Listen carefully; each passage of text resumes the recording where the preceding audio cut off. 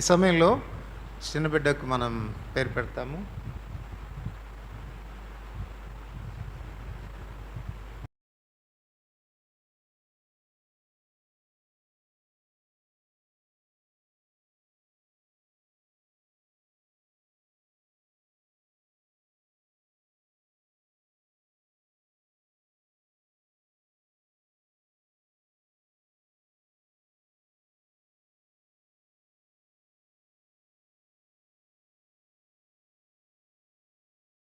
ఆ బిడ్డ విషయంలో ఏంటంటే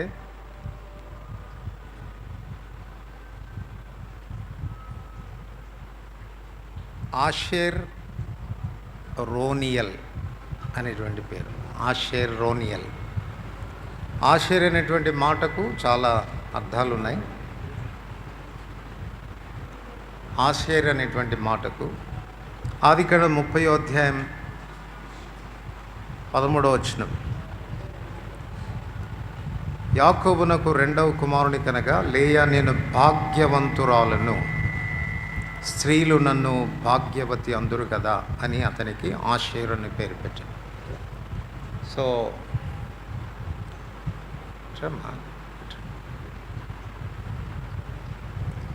ఆషేర్ అనగా, ఆషేరు పుట్టగానే లేయా ఏమంటుంది, నేను భాగ్యవంతురాలను. సో ఈ బిడ్డ పుట్టగానే మీరేమవ్వాలా? భాగ్యవంతులు అవుతారు. భాగ్యవంతులు అంటే బాగా డబ్బు వస్తుంది అనుకో మాకండి. స్పిరిచువల్గా మీరు భాగ్యవంతులు అవుతారు. సో ఆశ్చర్య అనేటువంటి మాటకు మరొక అర్థం ఏముంది అంటే, వాస్తవికమైనటువంటి భావం ఏముంది అని అంటే నాలెడ్జబుల్ అని అర్థం, జ్ఞానవంతుడైన వాడు అని. సో ఈ పిల్లవాడు మంచి జ్ఞానవంతుడు కావాలి.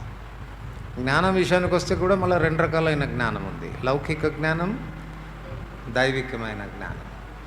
తిమోతికి రాస్తూ పౌలు అంటాడు, రక్షణార్థమైన జ్ఞానం నీకు కలుగునట్లు శక్తిగల దేవుని వాక్యమును నువ్వు బాల్యం నుండి అనుసరిస్తూ వచ్చావు.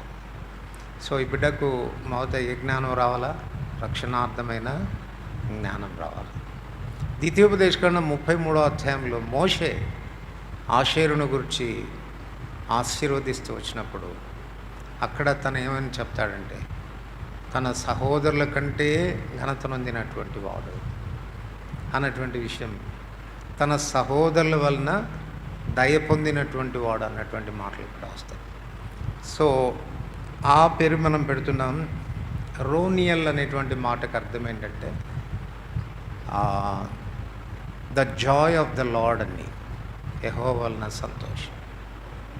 సో ఈ బిడ్డ భాగ్యవంతుడు కావాలి, జ్ఞానవంతుడు కావాలి, అందరి దయకు పాత్రుడు కావాలి, తద్వారా మీకు సంతోషం రావాలి. The Joy of the lord. ఆ బిడ్డను చూడగానే ప్రభు యొక్క ఆనందం మీ జీవితాల్లో కలగాలి. సో అట్టి విధానంలో దేవుడి బిడ్డను ఆశీర్వదించునుగాక. ఆ విధానంలో మీరు పెంచేదానికి కూడా ప్రభు మీకు కావలసిన దైవిక జ్ఞానం ప్రసాదించునుగాక.